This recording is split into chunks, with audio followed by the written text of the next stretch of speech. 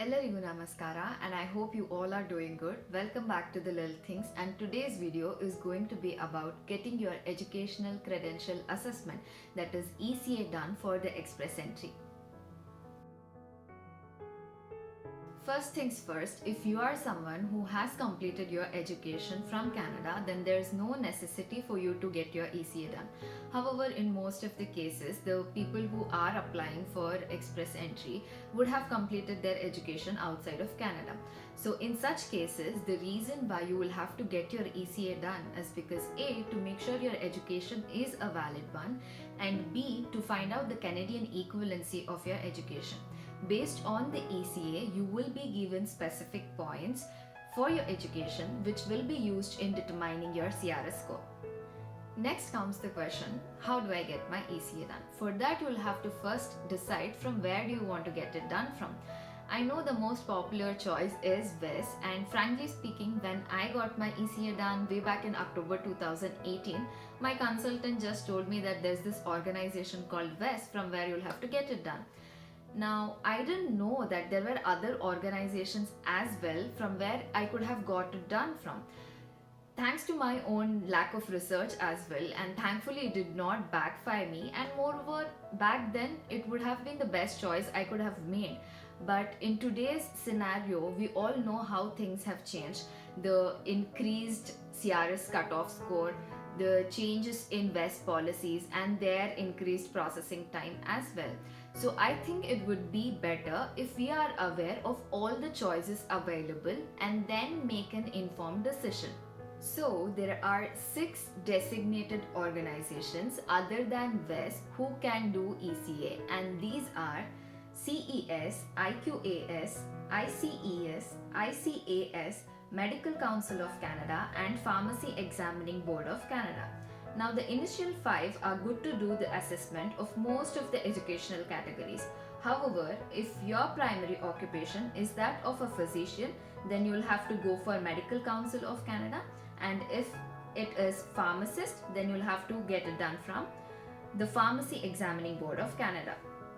Now, there are 2 important factors based on which you can decide which organization to go for, and these factors are cost and time. So here I have listed both the cost and time taken by these organizations to do ECA. Take a moment to have a look at them, and as you can see, it is very clear why WES is the most popular choice. It is both budget friendly and also takes the least amount of time compared to the rest of them. Under normal circumstances, I would recommend WES to you any day. However, there are 2 scenarios under which you might have to consider other organizations as well. Now, the first being whether your university is recognized by WES or not. If you visit their website, you will get a list of colleges and universities which are recognized by them. Now, if your university is in that list, good for you. If not, you will have to consider other organizations like IQAS or ICES, which are known to recognize certain universities which are not recognized by WES. The second scenario is something which I myself learned very recently while I was doing research for this video. You know how usually people say that the score which you get for your education is pretty much fixed, unlike your IELTS score. However, there are certain instances wherein you can change this and boost your CRS score by opting for an organization other than WES for your ECA. When your graduation and post-graduation or PG diploma comes up to a total of 5 years. For example, I'm someone who has done 3 years of Bachelor of Science and 2 years of Master of Science. So back in India, this is considered to be masters. But here in Canada, for it to be considered as masters, you should have at least 4 years of bachelor's and 2 or more years of master's degree. When I got my ECA done from WES, they assessed it to be post-graduation diploma and not as masters. As a result, for my education, I got a score of 119, and the total score, that is the CRS score, came up to be 453.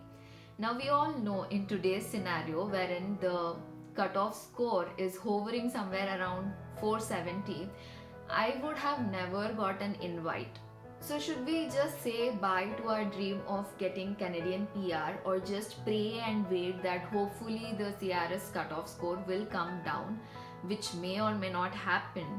Or is there any other way through which we can increase our CRS score? And the answer is yes. Here I have created a table for you to understand it better by calculating CRS scores for different scenarios. So let me quickly explain this to you. The first one is, from where do you want to get your ECA done? Here I have considered WES and IQAS. The next thing is education, that of the primary applicant and secondary applicant. And the next thing is CRS score. Now I have created two further columns under this. The CRS score which we would have got for the IELTS score which we scored, and an ideal scenario wherein both the applicants have scored the golden score of 8777. As I already mentioned it earlier, since I got my ECA done from WES, they assessed it to be post-graduation diploma and not as masters. As a result, we got a CRS score of 453.